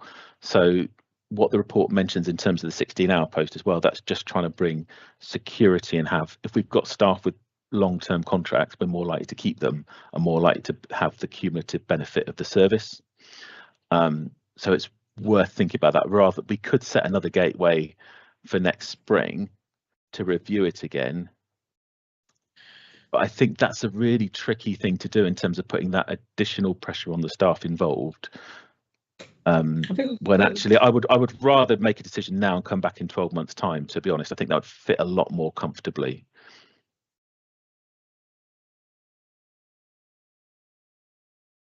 I was just going to say, it sounds like we're in a position where we're going to really have to go for it and see what actually happens, because to get any forecast data. So if we are in that sort of scenario, it would seem sensible to try and pre-think anything we can have for activities that are winter bound or winter based. So we've got October coming up. So could we not have an activity for kids to do, pumpkin carving and planned already? all that sort of stuff? We will be doing activities over October half term. Over Christmas there will be activities. I would assume that members may have seen on social media. We are promoting the space of community groups to come and hire the space as well. So we now kind of summer season is finished. We are doing a big push, but then activities kind of are planned. So kind of if we go to 7.8 of the report, we're supporting the friends of the groups delivering their first activities. We're exploring further funding, and we're doing a community survey. We're planning to delivering community engagement events in the lead up to Christmas, and the others are outlined as well. So we have got a plan, and we've got a lot of things that we're going to be working towards. That's good. I think having it as a continuity would seem preferable to it shutting down for the winter. It just loses that momentum as well amongst residents as well. So it'd be nice to keep the space open if we can proactively use it for events and things like that. So, yeah. But once you say we need to get a year's worth of data or winter data under the table before we can really make proper decisions, as Bill's mentioned. Thanks. Is there anyone else before I jump in again? So the what is it called? The youth worker. What did we call that? Detached youth worker. Yeah. So it said on the report on 3.4 that the youth team had 1,239 interactions with young people. Are they unique interactions, or are they just interactions? So I mean, how many of them interactions are with the same person? Yeah, so we don't have that data at the moment. So in the agenda for this, that is part of kind of the corporate plan. It says that information is not available at the moment. We can collate that information, but I think it's really important for members to realise that when a young person comes to centre-based youth work, they sign up, they fill a sign-up form. I have that data. My team are out there stood in the park engaging with 100 young people. We don't sign them up. We do a head count, but because we're going to their space and they are not coming into a building, so it then could be that those same young people, so some of that data is quite difficult to collate. So we can have a look by all means at who's signed up. And so we could say this many young people have signed up, but some young people are going to be engaged that are unique young people, but wouldn't ever fill in a sign-up form because we're engaged in playing football with them in the park. And so I think it's really important for members to understand the difference of different types of youth work that you are doing. So by all means, we could look at that data, but that particular figure is interactions with young people that we've had. So some of those young people will be a more than one interaction with.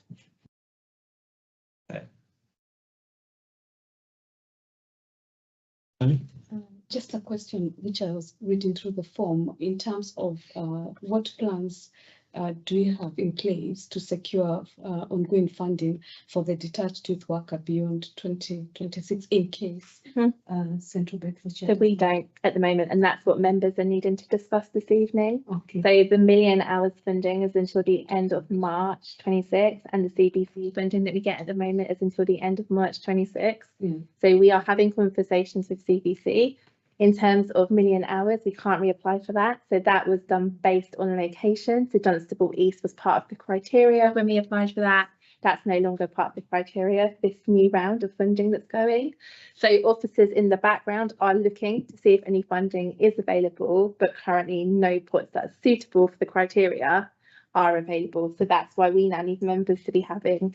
You said there was an argument to be made that they need to be seen to be supporting it in line with their youth work. At CBC, yeah. Yeah, okay. Thank you.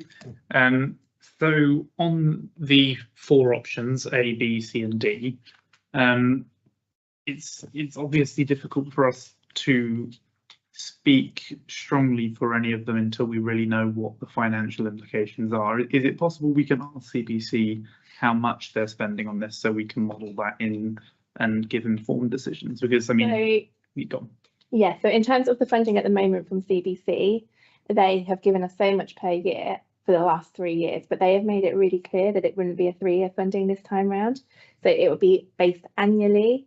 And they, when Becky and I met with them, weren't able to at this stage say whether we would or wouldn't get it. They appreciate that obviously we're in budget setting soon. So they have said they will try and give us an answer before we go into budget setting. But at this stage, that is unknown.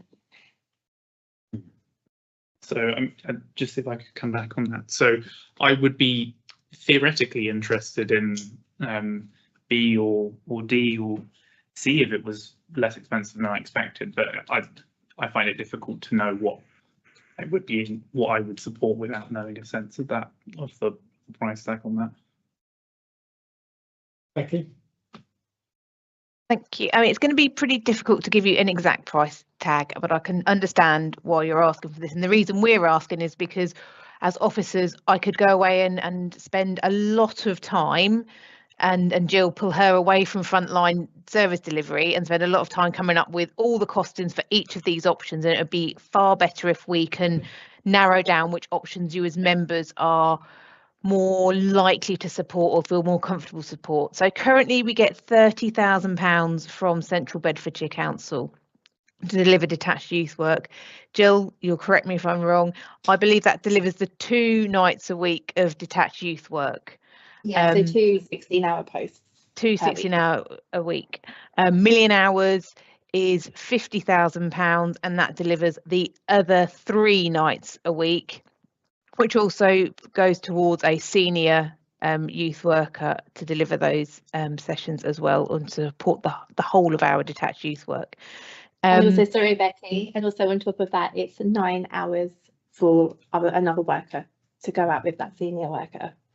So it's worth understanding kind of how we've managed to juggle the budgets that we currently have to deliver that 5-night-a-week delivery, and also acknowledge that our costs are going to go up going forward. They're not going to become less. So we had to factor that in when we applied for those grants and manage our activity budget accordingly. I would say going forward, if you want to deliver 2 nights a week detached youth work, it's going to be more than 30k going forwards.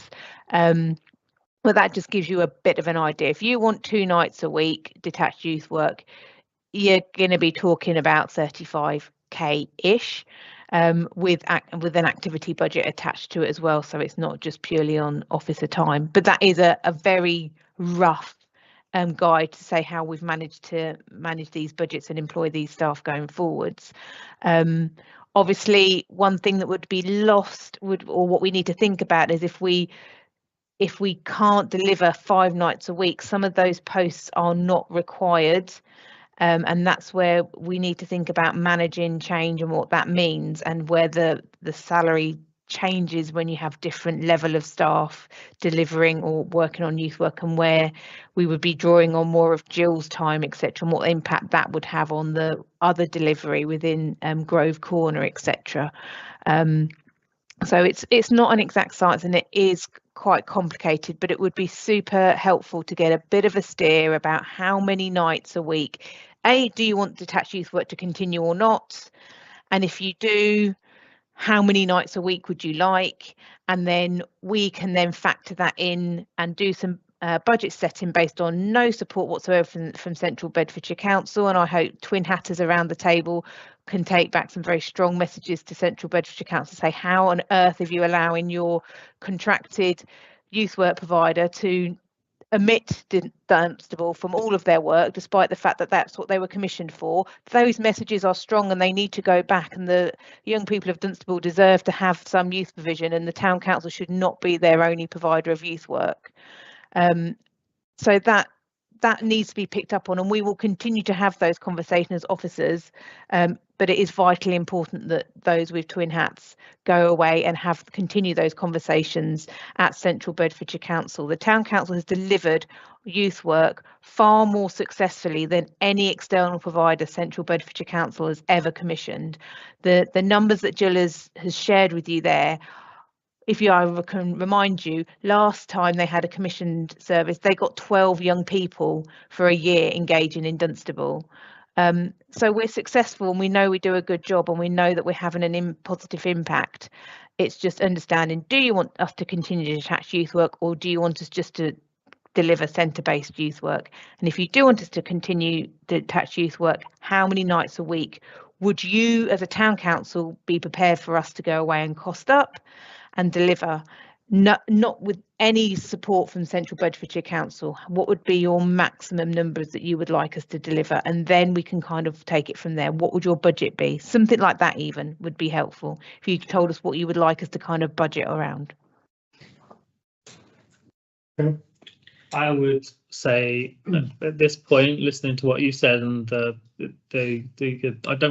wouldn't necessarily want to cancel it entirely, because I think it's valuable for a number of the young people out there, and their families, I'm sure, rely on it. But 5 nights a week would be nuts for us to try to cover. I think 2 nights probably is probably the sensible way to budget going forward. And if we were to get extra money, then we could discuss whether or not we stick with that budget and then up it to, if we get another 2 nights paid by Central Beds. If they don't, then we've got 2 nights. If they do, then potentially we've got 4 nights.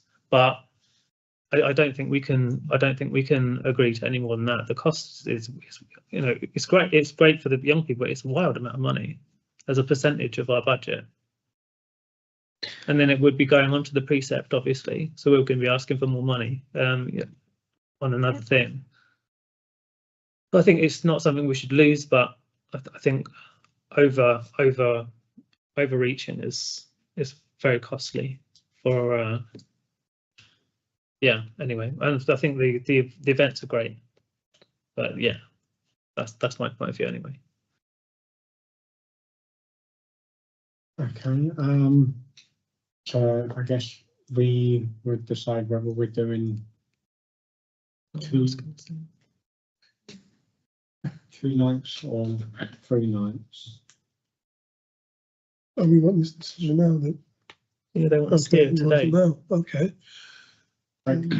Well, I mean, it's kind of finger in the air to an extent, but somewhere between 2 to 4 nights sounds sensible to me, again, with provisos on costs, because, I mean, having been chair of finance last year, I know how difficult it is to get all of those numbers adding up in a nice way. But yeah, somewhere between 2, 4, 3, I would be interested in. But I agree that the point about Central Bedfordshire not meeting their statutory requirements is obviously a huge concern, and we are a town council, like we're not a unitary council with the budget like that. But yeah, we shouldn't lose the service completely because it has a lot of value, but we're also not at the size of Central Beds Council.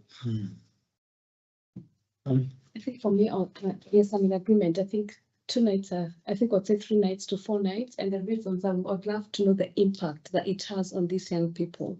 Because if what you're doing is navigating them off the streets, it's quite positive, because we might be dealing with a bigger problem. We might be trying to save and start dealing with a bigger problem that you cannot be able to contain. I've been coming here lately in the evening, and I see some of the youth actually attending, just sitting around to attend the center. And even when it's not open, they're very eager to make sure that they're in there to engage. So it's quite positive to see that. So just see the impact of what the work that you're doing, what the 2 days provide, and what 3 days can provide, and 4 days. Just, I think getting such a feedback would be good. This is detached from the centre though, isn't it? This is Attached. yeah. So this is not the centre. This is some addition to the centre. So the people waiting out there they're going to go there anyway. This is on top of that. Let's find out about that impact. But we need to make a decision today. That's the thing. We don't have time to wait for an impact report. Paul? Yeah, members, we're not asking you to make a definitive decision on the number of nights tonight. What we're asking for was some guidance as we prepare the budget. So I think we've heard enough that we understand where you're coming from, and we can maybe look at 2 or 3 options. So which will give us time to actually work out what the actual costs are, because until you know a bit more detail on cost, it's slightly hard. And also we might have a bit more information about what other funding is available by then as well. So I don't think we need to go to a vote on exactly 2, 3 or 4 nights a week. But I think we've heard from you what we need to hear from you for now, and then we'll come back to the next meeting. Richard? Yeah, I just wanted to sort of say is that, I've heard both sides of the story here, and obviously we see how important it is for our youth engagement, but likewise we're not a town that has to provide for everything and everything. I think it just needs to be noted on what Paul just said, is that if we go for even 2 to 3 nights, it's not set in stone.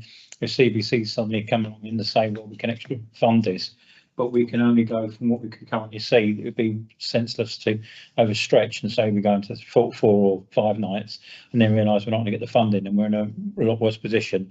So it all seems to be to err on the side of caution.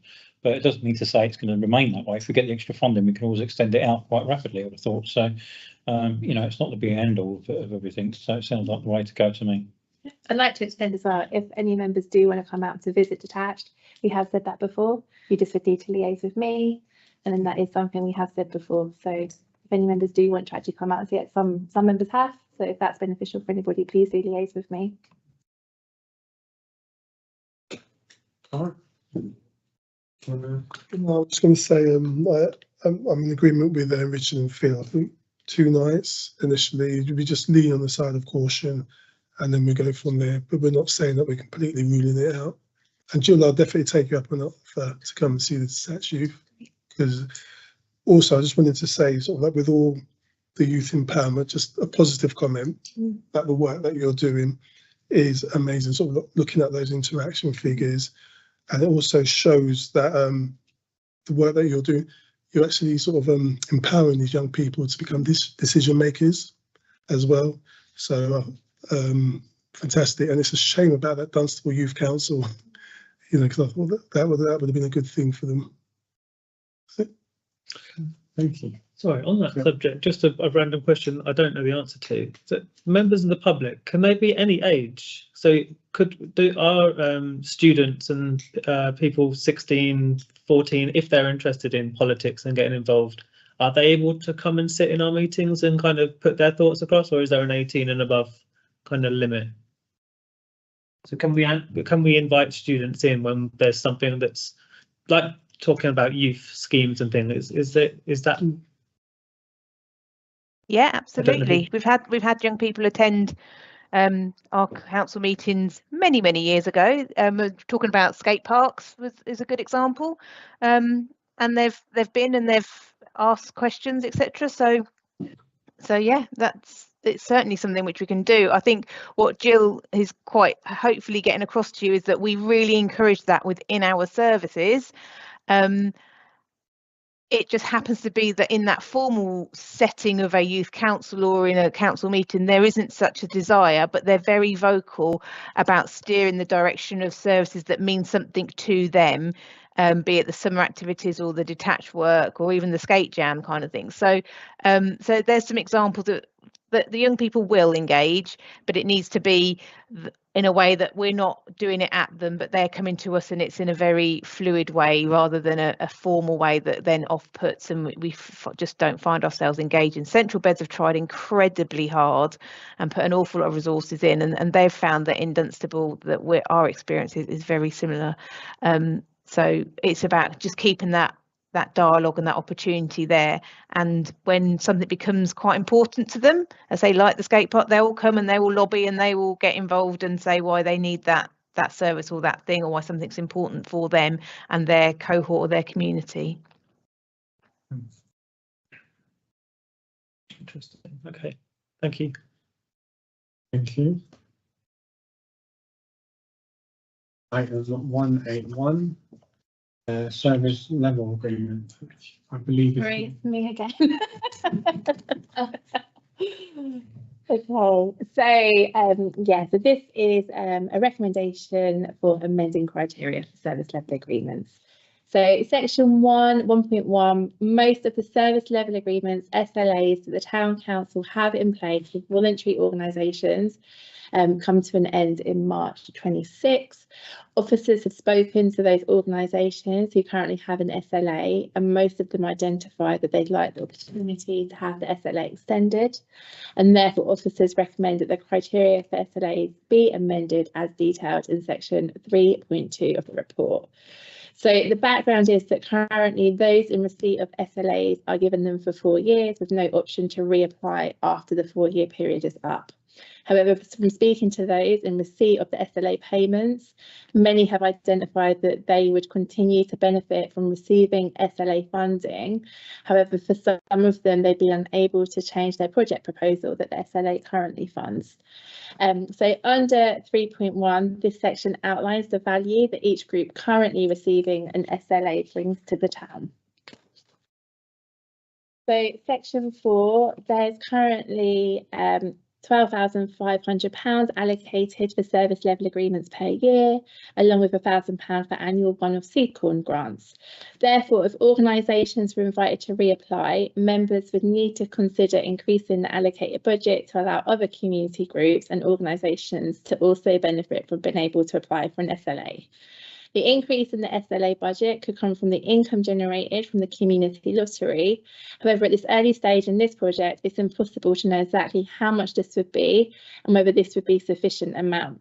It could be that members, as part of budget setting process, agree to increase the SLA budget by a set amount, which consists of the lottery income and some growth from the corporate budget.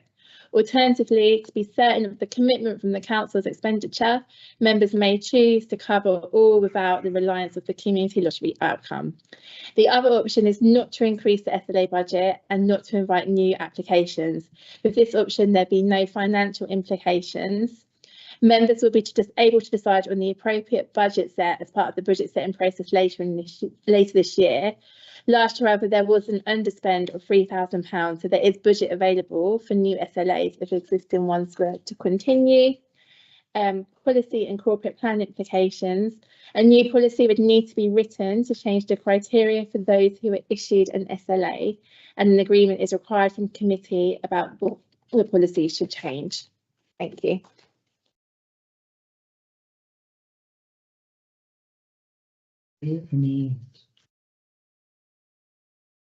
Any questions?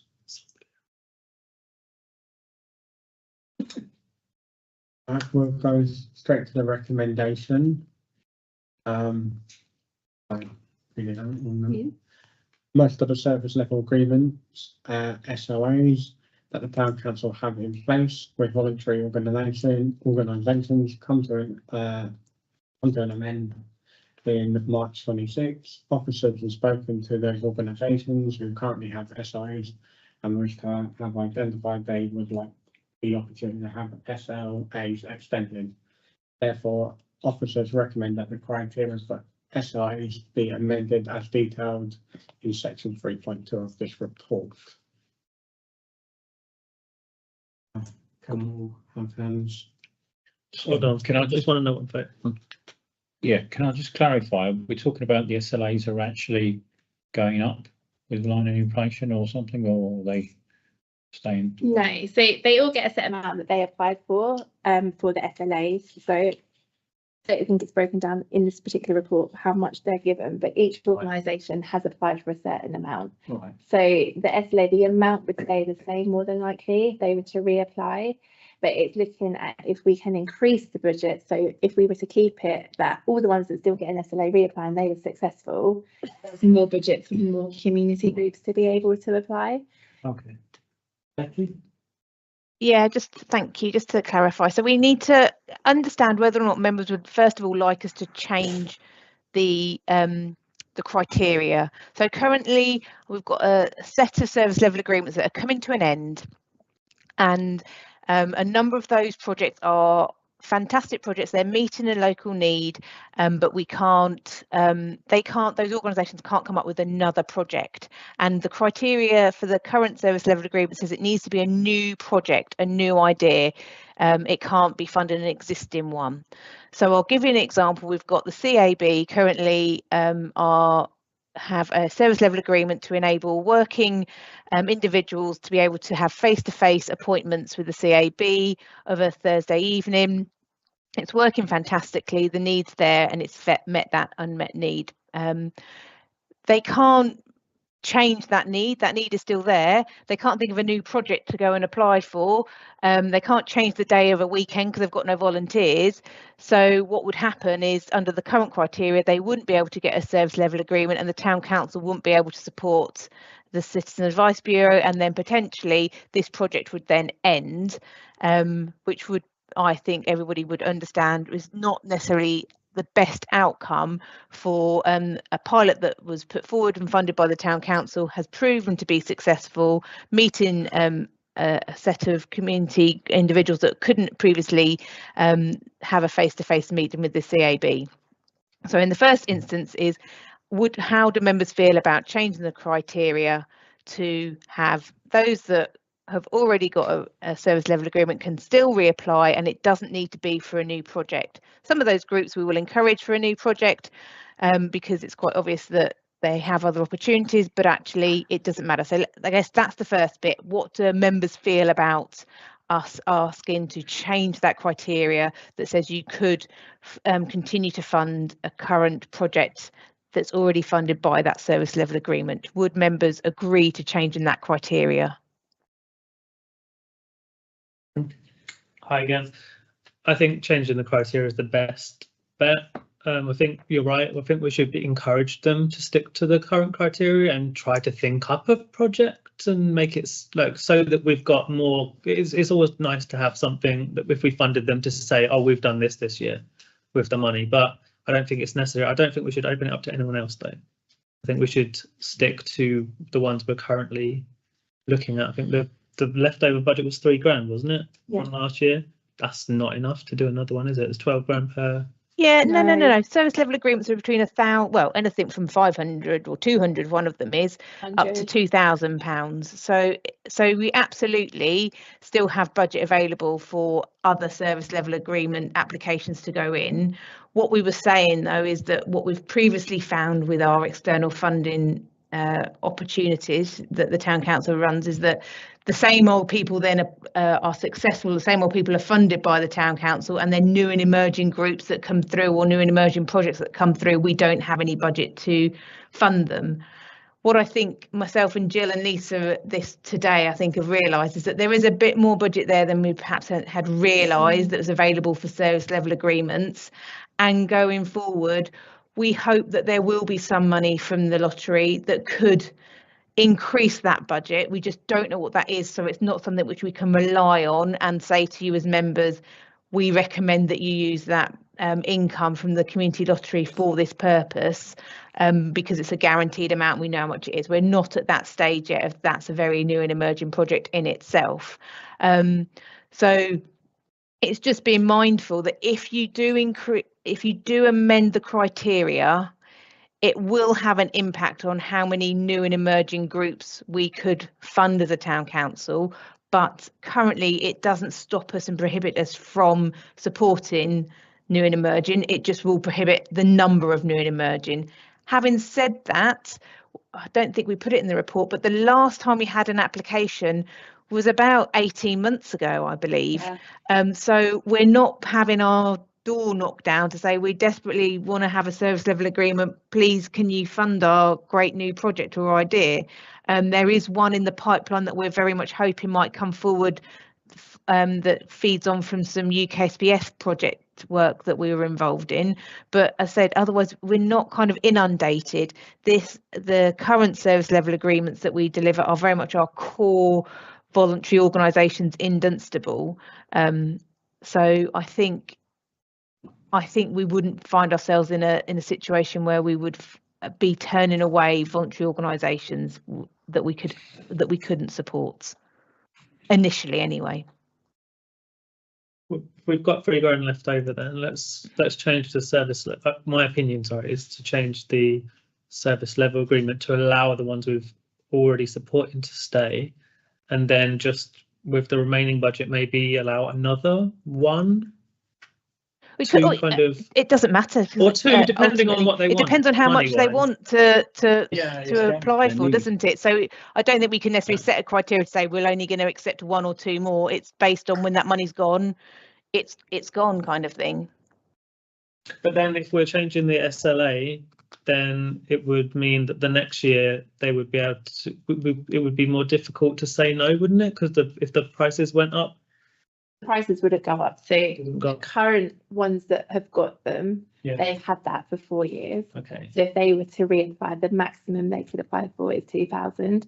Okay. So unless they decided they were going to apply for more, and then that would come to committee and to agree it or not agree it. They're happy to get the same. Yeah, but otherwise it would be they're happy to get the same amount. So as Becky mentioned, like one of those is given £200 a year, and another one is given £2,000 a year because the projects are very different. And so that's how much they've requested. So if we've got £3,000, the maximum they can apply for is 2,000, but you might have several groups that only want 500 and then you're actually funding more. So that's where kind of Becky's breaking it down, that we couldn't put a figure on, we'll only apply fund 2 more or 3 more, because that's really unknown. No, that's fair enough. That's fair enough. If we've got £3 left over, then I would just let's use it then, I guess. Allow it to be used, sorry. Richard? Yeah, my personal opinion is, and this is having given a scenario that Becky put there regarding the likes of the CA. I mean, they provide a fantastic service to this town and the residents, particularly in the situation we've currently got with the cost of living and everything else going on, and they're all run pretty much by volunteers. I think it would be a bit of a kick in the teeth if we turn around and said that we were withdrawing the funding because they couldn't come up with something new. Because you said, as Becky's already said, what do? They can't get the volunteers to work the weekends as well as what they're doing. So they're in a catch-22 situation. So I think that would be extremely unfair. So, you know, I'm the opinion of the same as Councillor Crawley, is that, you know, we'd keep that as it is, but we've still got the scope there. We've still got the potentially 3,000. We've got other possibilities from the lottery which may or may not happen. So and we can, if new, it doesn't stop new people coming along if they wanted to apply and be considered. So we haven't got the restraints there on that as well. That would seem like the feasible option, in my opinion, anyway. Greg? Thank you. Yeah, I agree with what's been said. I think it's sensible to allow the organisations that are doing a really good job for the town to continue to be able to do that. I would like it to be possible for 2,000 or whatever it be carved out for that space to exist, for if there is a new organisation that wants to come in and do something new, for that to exist. And I suppose we'd have to look at that on a year-on-year basis, but for this year it sounds like that space does exist, so that would be nice to maintain. But yeah, I agree with what's been said. I think it's all sensible.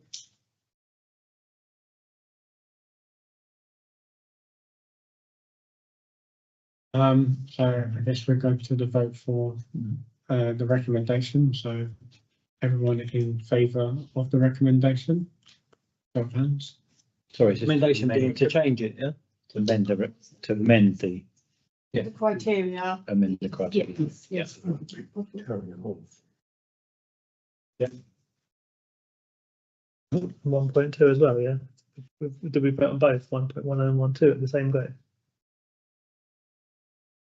Yeah. Yeah, okay, that's fine. Cool. Moving on to item 182, corporate plan update. Which is, Thank you, Chair. So members, this is new. So a similar report will go to ground and then a cumulative report with everything in it will go to FGP. So you have two appendices. You have an appendix, which is a list of the corporate plan actions relevant that sit under this committee and an update against them. So it shows the timescale, it shows the current status and gives a bit of text around how we've got to where we are. Honestly, we would have preferred to bring this report back in June, July time, but because the compliance manager left, we had a hiatus in that role, which is why this is delayed.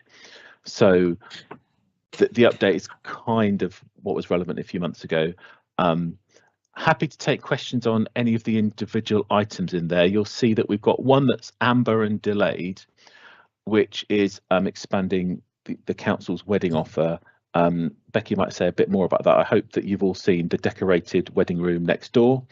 We do have the wedding license in, so we're getting much closer to that. So obviously we've had to do some works to the building as well. So I hope you'll see that we are active on that. There are some that are marked as not started, and in some cases that's because they're aspirational and we haven't got the resource to do them.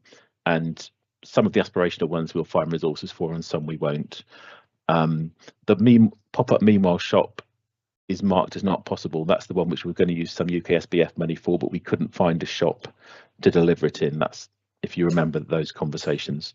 So happy to take any conversation on the corporate plan one. If at the same time I mentioned that the other appendix is for the key performance indicators,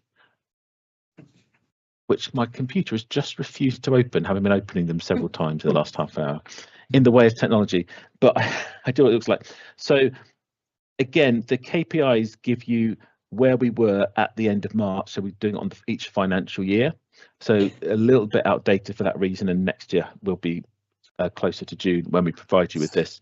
There are some items where we haven't yet started collecting the data, so we're just getting the surveys out to make sure we've got a baseline of data collected for this year. So by the time we get to the end of March, we'll know where we are against the baseline for next year. So again, that's catching up because we didn't have people in posts when we would normally have done that work.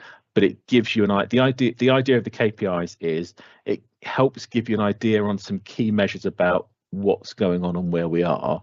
I'm very keen that we don't go too far down the road of trying to hold individual officers to account for have they met their specific KPI, because you can quite quickly create some unintended consequences by doing that.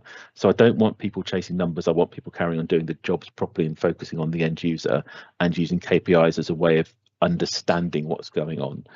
The final 4 KPIs are around town centre, so they've come straight out of the town centre business plan, which you've already seen. So that's why they're quite specific numbers and are all being achieved well against, as you can see.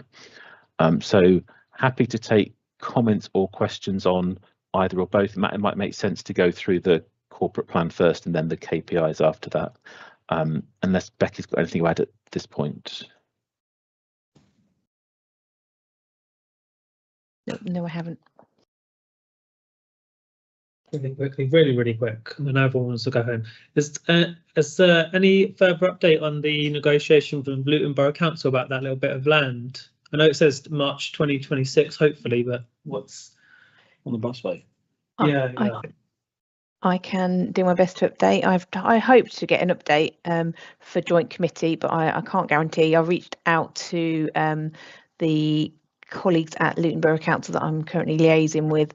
It's with their legal team currently to draw up the necessary paperwork for us to have that land handed over to us they have said they will sell it to us for £1, so it's all good. It's all in the process. The now, if I remember the acronym correctly, but it's something to do with the railways, international railways, or something like that. So I'm not very good at remembering all these new acronyms and what have you, who have a covenant on that land. They are in agreement that Luton Borough Council can sell it to us for the purposes just of a pocket park. So it's just going to take a little bit of time going through that legal process, but I'm very confident that we will have that land in place. John has already commenced meeting with his team to discuss plans for how that land will be improved, and I believe that will be coming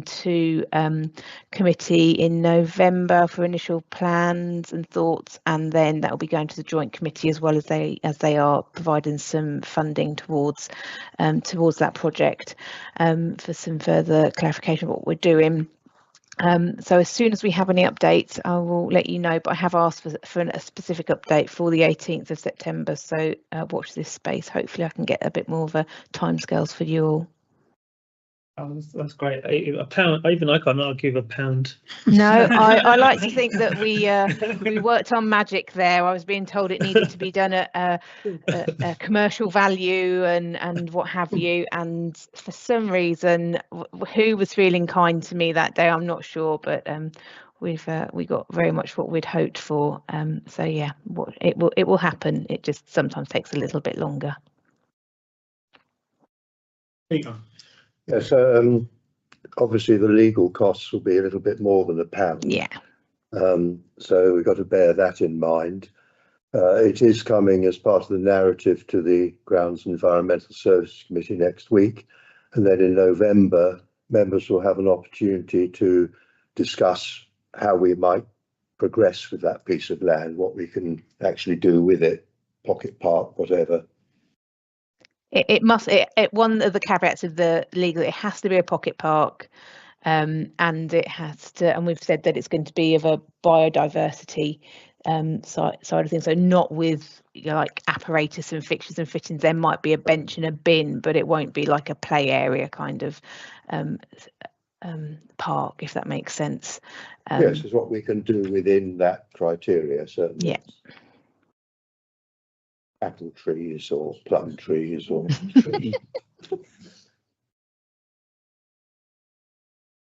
inventive. Any more questions on Appendix 1? And Appendix 2? No? All right, I would then draw this meeting to a close. The date of the next meeting will be Monday, the 3rd of November, 25, 7 p.m. Thank you. Thank you, Chair. Thank you very much, everybody. Thank you. Thank you. Thank you. Good night. Bye bye. Are you? Yeah. Okay. So rebuilding might help me. Yeah.